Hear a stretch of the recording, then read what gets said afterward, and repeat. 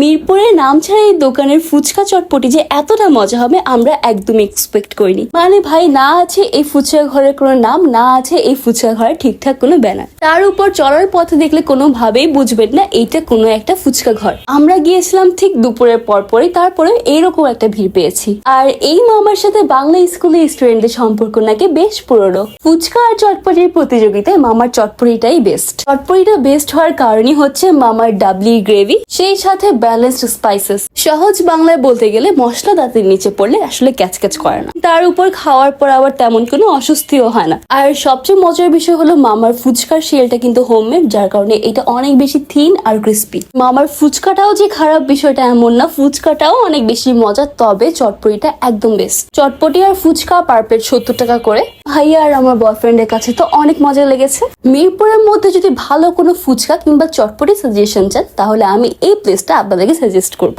Try করে জানাতে ভুলবেন না আপনার কাছে কেমন লেগেছে এবং আপনার চোখে মিরপুরের সেরা ফুচকা শপ কোনটা।